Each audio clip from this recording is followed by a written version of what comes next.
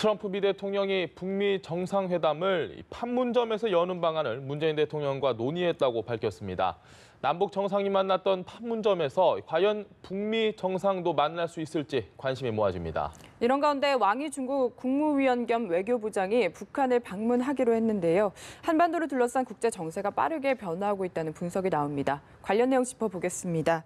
김용현 동국대 북한학과 교수, 김열수 한국군사문제연구원 안보전략실장 나오셨습니다. 안녕하십니까? 네, 오셨습니까? 김 교수님, 트럼프 대통령의 SNS를 어젯밤에 저도 보고 깜짝 놀랐습니다. 아니 이게 무슨 얘기일까? 판문점 얘기가 나오고 이래서 진짜 이게 가능한 걸까라는 일단 의문이 제일 먼저 들었거든요. 어떻게 보십니까? 저는 거의 이 가능성이 매우 높아지고 있다. 돌고 돌아서 결국엔 판문점으로 왔다. 스웨덴, 스위스 뭐 저 멀리서부터 시작해가지고 가까이는 싱가포르, 몽골 여기까지 갔다가 결국 종착지는 판문점이다. 그렇게 평가할 수 있을 것 같습니다. 결국 한반도 평화의 이정표를 세우는 곳이 어디일까? 또 제2의 몰타를 저는 이번 남북 북미 정상회담을 그렇게 규정하고 있습니다. 그러니까 1989년도에 미국과 소련의 최고 지도자가 국제적, 세계적 차원에서의 냉전 해체를 선언한 그 몰타 선언을 우리가 기억해 본다면 제2의 몰타는 역시 판문점이 가장 어울린다. 김정은 위원장이 오기도 편하고 트럼프 대통령도 이 분단의 상징적 장소에서 자신이 이 분단의 벽을 완전히 허무는 동서독의 그 벽을 허무는 과거의 그 독일 통일의 과정처럼 그 5cm 높이의 턱을 트럼프 대통령이 그것을 치우는, 그것을 부숴서 없애는 그런 역할을 트럼프 대통령 하고 싶다. 이런 점에서 판문점이 뭐 거의 지금 유력한 장소로 정리가 되는 것 같습니다. 알겠습니다. 네, 실장님 어떻게 생각하시나요? 저는 뭐 지금 김용현 교수님 다 정리를 해주셔서 뭐 특히 보탤 건 없는데요. 사실상 이제 이 장소하고 일정이 이제 결정되지 못한 것은 그만큼 미국이 바라는 장소하고 북한이 바라는 장소에 이견이 있었다라고 얘기하는 거거든요. 그래서 북한 같은 경우에는 이제 좁혀진 곳이 울란바토르인데 거기는 이제 전용 열차가 갈 수 있는 거고요. 미국이 원하는 곳은 뭐 싱가포르겠죠. 워낙 뭐 인프라가 잘 구축돼 있는데 그런데 이제 김정은 위원장의 그 전용기 그것이 뭐 가봐야 되는데 한 번도 뭐 나가본 적이 없잖아요. 그렇다라고 하면 지금 좀 시험 비행도 하고 그래야 되는데 그게 이제 위험한 일이거든요. 그래서 이제 사실상 이 판문점이 뭐 엄청나게 이제 지금 부상을 해서 제가 볼 때는 거의 뭐 굳어질 가능성이 있다라고 보는데 우리가 기억을 되돌려 보면 작년 11월 달에 트럼프 대통령께서 우리 한국을 방문하셨잖아요. 그리고 이제 떠나갈 때 중국으로 이제 넘어가는 날이죠. 계속해서 오산 비행장에서 헬기로 대기를 하고 있었거든요. 날씨만 좋아지면 판문점을 보고 가겠다라고 하는 거였어요. 그래서 분단의 현장을 내가 직접 한번 가서 보고 가겠다. 옛날에 오바마 대통령도 봤고 다른 역대 대통령들도 다 보고 갔는데 그래서 우리 대통령께서는 이제 이미 자동차를 통해 가지고 미리 가 계셨고 결국은 이제 날씨가 도와주지 않아서 할 수 없이 이제 그냥 중국으로 방중을 했단 말이죠. 그래서 트럼프 대통령 입장에서 봐도 판문점을 한번 가봐야 되겠다는 그런 강렬한 욕심이 하나 있었다라고 보고요. 더더욱 이제 결정적인 것은 이번에 우리 그 평화의 집에서 남북 정상회담 12시간 하는 거 보고 저거 괜찮네 이런 생각하셨을 거고요. 더더군다나 킨텍스라고 하는 거 여기에 지금 3,000명의 내외신 기자들을 수용할 수 있는 거.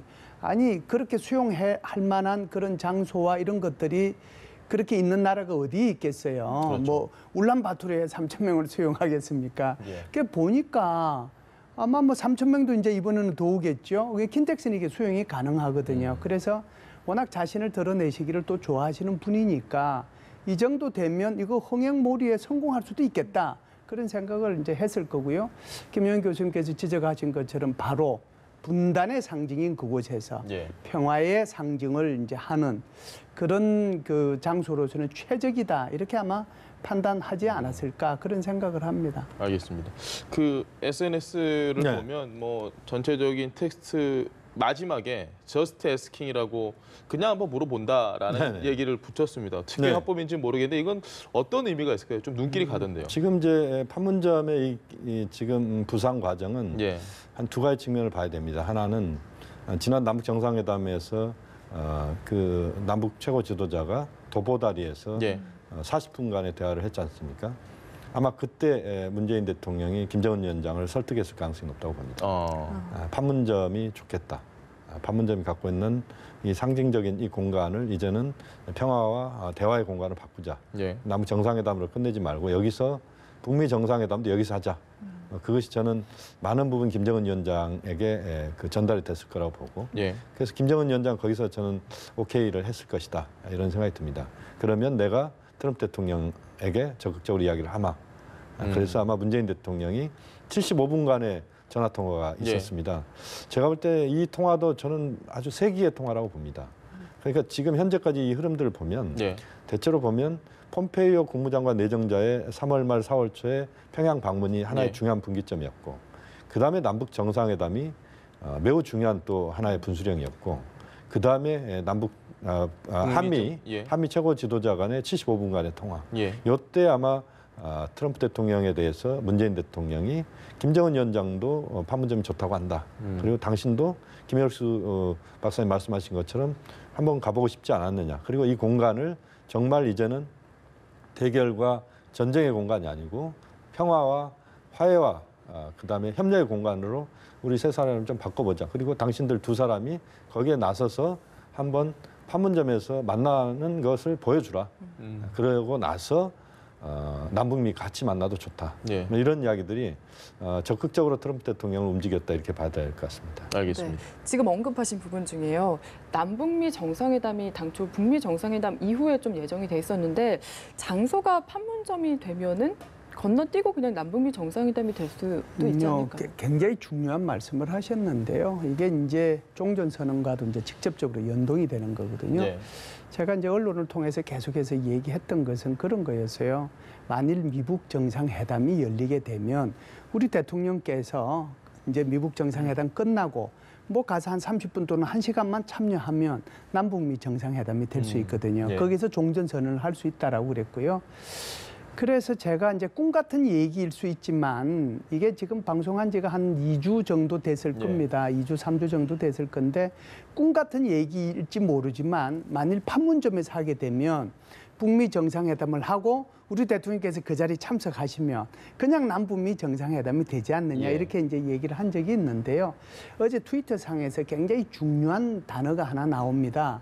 그게 뭐냐면 엄청난 기념적인 행사가 될 거고 한 건데 그게 이제 뭘 의미하느냐. 제가 볼 때는 종전선언의 가능성도 있다라고 보는 거거든요. 그래서 미국하고 북한하고는 비핵화 회담만 하고 그거 끝나고 나면 뭐 1박 2일 해도 되는 거잖아요. 그렇지 않으면 하루만 이번처럼 12시간 한다고 하더라도 우리 대통령께서 마지막에 참석하시면 되는 거니까요. 그렇게 해서 남북미 종전선언이 가능할 수도 있겠다. 이렇게 되면 세계적인 행사가 되는 거죠. 정말 분단의 현장이 이제는 새로운 평화의 상징으로 가게 되는 그래서 트럼프 대통령이 그것까지 혹시 염두에 두실 수도 있다. 그런 생각을 저는 합니다.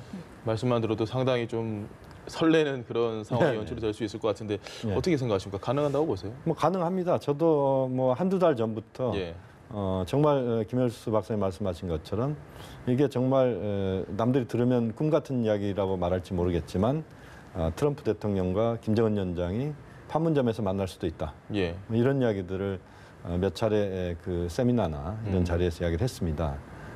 역시 이제 정말 꿈 같은 이야기죠.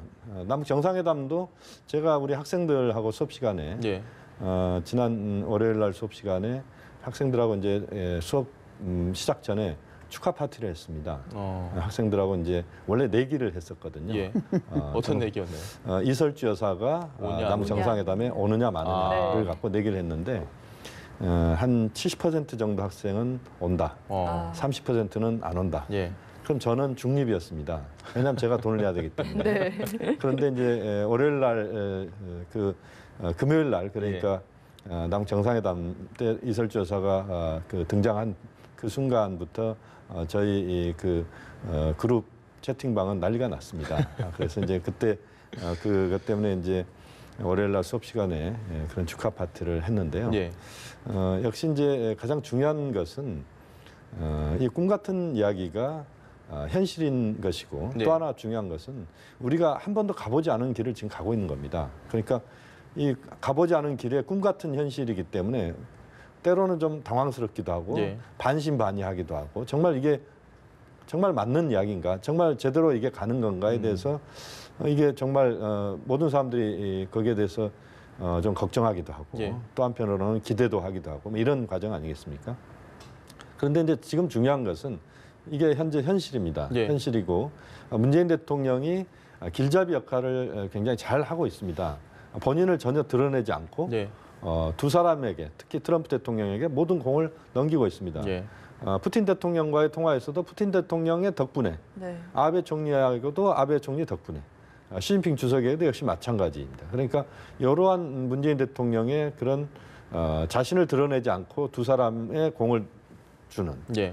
또 트럼프 대통령과 김정은 위원장은 굉장히 적극적인 행보를 펼치는 사람들 아니겠습니까? 아주 쾌도남마 같은 그런 행보를 펼치고 있는데 이 두 사람 행보에 문재인 대통령의 그런 중간에서의 안정감 있는 역할, 이 세 사람이 조합을 이루면서 지금 진행되고 있는 겁니다. 하나 둘씩 나아가고 있는 것이기 때문에 그 과정에서 우리가 좀 더 신중하게 좀 상황을 지켜보면서 또 상당히 압축적으로 지금 진행이 될 가능성이 높습니다. 김열수 교수 말씀하신 것처럼 지금 남북 정상회담이 있었죠. 북미 정상회담이 5월 말, 뭐 6월을 안 넘길 것 같습니다. 이때 판문점에서 열리게 된다면 말씀하신 것처럼 남북미 정상회담이 그날 자연스럽게 열릴 가능성이 매우 높아집니다. 또 우리가 가장 기대했던 것이 물론 지금 아직 결정이 되지 않았기 때문에 우리가 너무 그 기대치를 갖고 접근하는 것은 좀 바람직하지 않다고 보는데 모든 결정은 트럼프 대통령의 입을 통해서 나왔으면 좋겠습니다.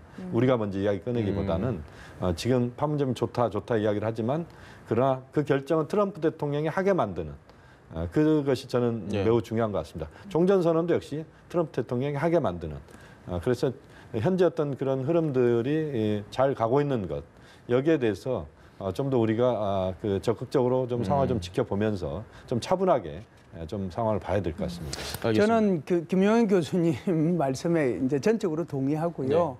이번에 한 번 더 학생들한테 내기를 한번 해보세요. 무슨 얘기냐면 미국 정상회담이 만일 판문점에서 열리면 남북미 종전선이 이루어질 거냐 아닐 거냐 그러면 또 카톡방 난리 날 거예요. 그걸 하나 먼저 한번 제안을 해드리고요. 그다음에 하나는 저는 그런 생각을 해요. 지금 이제 속도전이니 속도감이니 이것은 북한에서 쓰는 말이잖아요. 그런데 대통령께서는 지금 속도전을 얘기하고 있어요. 이게 이제 무슨 얘기냐 하면 자칫 잘못하면 탄력이 떨어지거든요.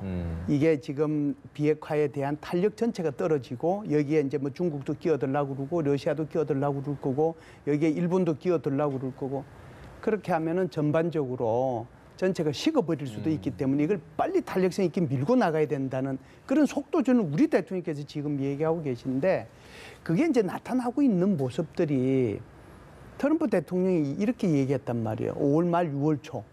이렇게 미북 회담 하겠다라고 그랬는데 이제 우리 대통령께서 전화 통하고 대통령께서 이거 가능하면은 탄력성 있게 지금 이 탄력 받았을 때 빨리빨리 이거 추진하는 게 좋습니다. 그렇게 이게 지금 3, 4주로 줄어들었잖아요. 그럼 3, 4주로 줄어들면 3월 어찌됐든 5월 하순경이 될 텐데 그 전에 우리 대통령 또 미국 가셔서 한미 정상회담 또 하시잖아요. 그래서 이런 전체적인 동력을 유지해 나가는 게 중요하거든요.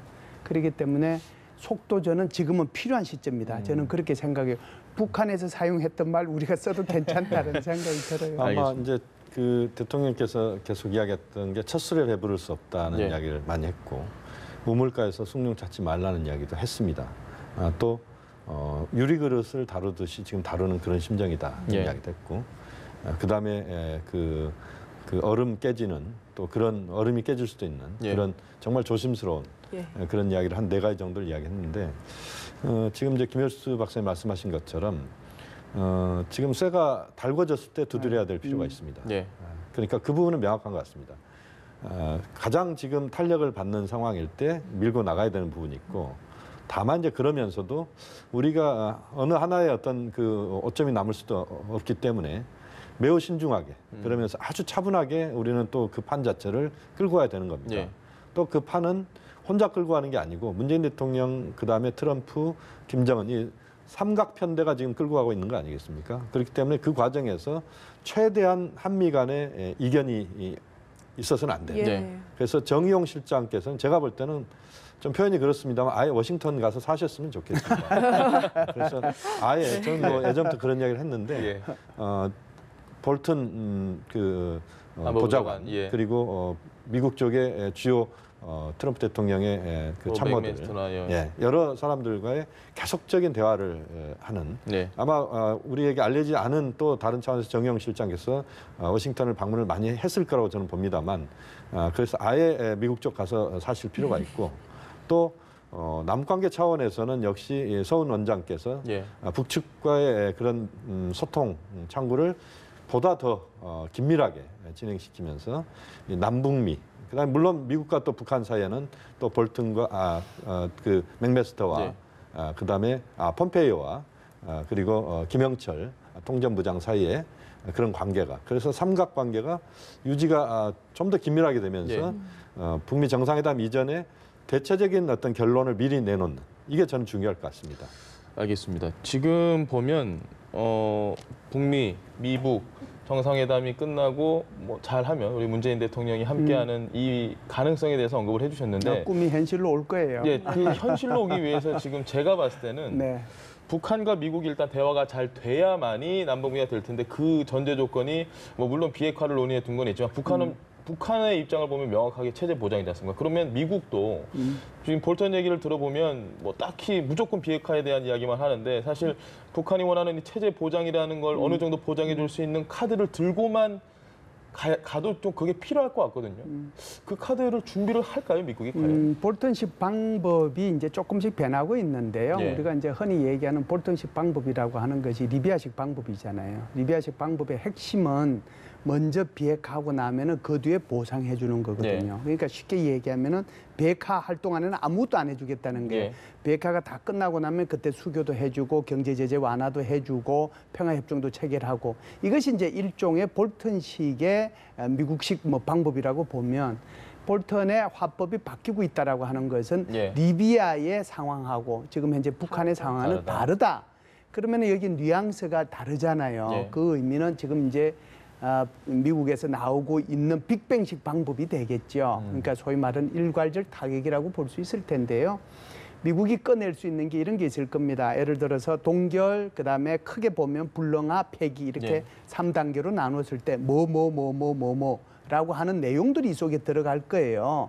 그리고 나면 우리가 여기에 대해서 어느 정도 이행할 때 어떤 것들을 보장해 주겠다. 그 속에 바로 체제 보장이 있고 북미 수교가 있고 경제 제재 완화가 있고 경제 지원이 있고 평화 협정이 문제가 있고 그러는 거죠. 그 순서의 조금의 차이인데 그것은 전체적으로 얘기하면 우리 대통령께서 얘기하고 계시는 일괄적 타결 또는 포괄적 타결 그리고 이행의 단계와 그거하고 맥을 같이 하고 있는데요. 제가 볼 때는 거의 그 방식대로 가지 않겠느냐. 그렇지 않고서는 이 김정은이가 동의해 줄 리가 없거든요. 그렇기 때문에 우리 지금 김용인 교수님 말씀하신 것처럼 정용 실장님 그거 가셔서 끊임없이 이제 설득해내는 그런 노력들이 필요하지 않겠는가 보고요. 제가 볼 때는 김정은 위원장도 어느 정도 좀 이렇게 결심을 하지 않았는가.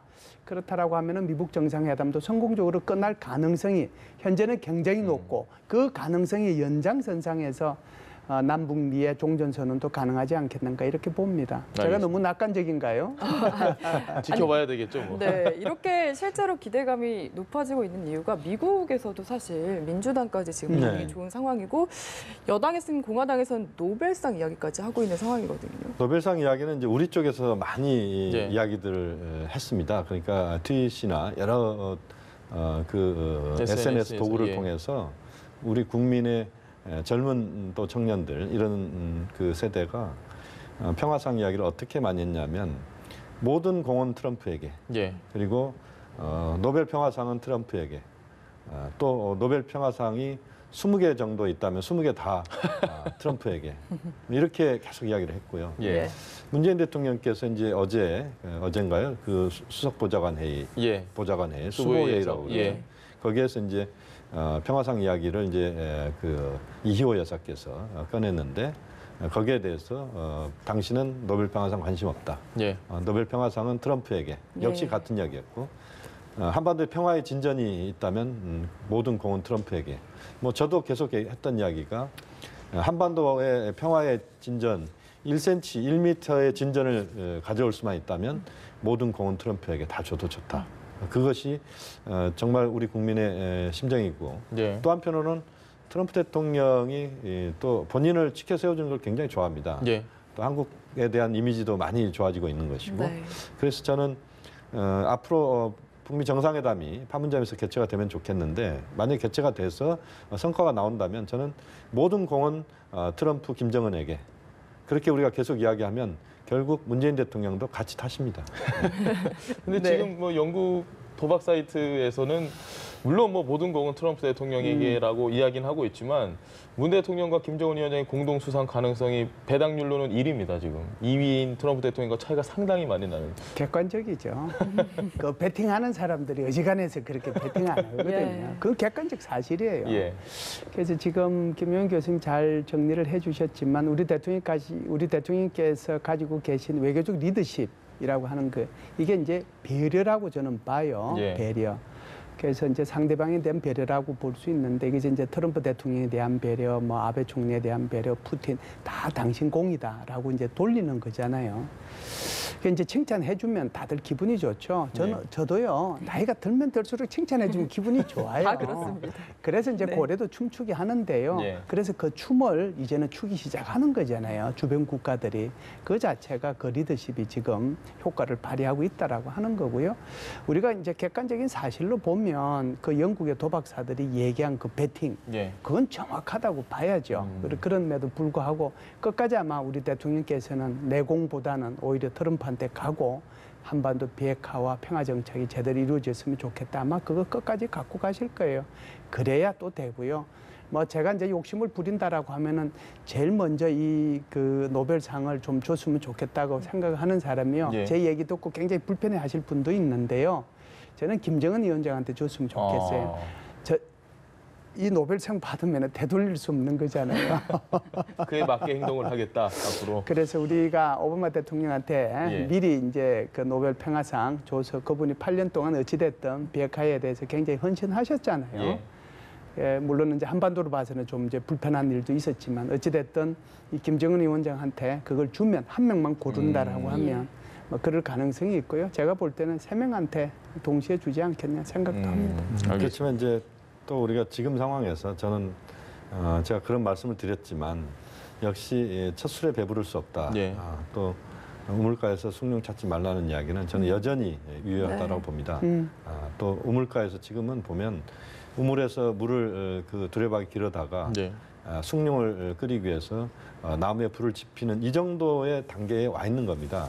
그러니까 불이 지금 지펴져서 활활 타서 그게 지금 숭늉을 다 끓인 게 아니고 예. 이제는 시작이거든요. 네. 어떻게 보면 아주 길게 보면 한반도 평화의 여정이 이제 시작됐다. 첫 발이 이제 디뎌진다는 것이고 우리가 이제 저는 몰타라는 표현을 많이 씁니다만 이 제2의 몰타에 이제 문을 이제 열고 이제 들어가기 시작한 겁니다. 예. 그러니까 앞으로의 과정 자체는 북미 최고 지도자가 비핵화에 대해서 통큰 결단을 하면서 또 그 전체적인 어떤 상호 신뢰를 만들어가면서 결단을 한다고 하더라도 이행 과정과 관련돼서는 상당한 또 논란이 있을 수가 있고 또 예. 부침이 있을 수 있습니다. 또 보상에 대한 행동 원칙에서도 역시 많은 이야기들을 해야 되고 또 어려운 점들을 있을 수 있다. 그래서 지금 상황들을 우리가 낙관적으로 보는 건 좋습니다만 그러나 매우 신중하게 그야말로 어느 하나의 실수도 있어서는 안 되는 예. 그런 조심스러운 상황이다. 정말 문 대통령이 이야기한 것처럼 유리그릇을 다루듯 갖고 가야 된다. 지금의 어떤 흐름을 그렇게 끌고 가야 된다고 봅니다. 알겠습니다. 그래도 외교 이야기를 한데 요즘처럼 기분이 좋았던 때가 있나 싶어서 너무, 기분 예, 좋게. 분위기가 좋습니다. 네. 그 제가 얘기할 걸 지금 김용현 교수가 다 얘기했어요. 두 분이 이신점심이신가 봐요 오늘. 네, 오늘 대담 이렇게 기분 좋게 마무리하도록 하겠습니다. 김용현 동국대 북한학과 교수, 김열수 한국군사문제연구원 안보전략실장과 함께했습니다. 말씀 잘 들었습니다. 네, 고맙습니다.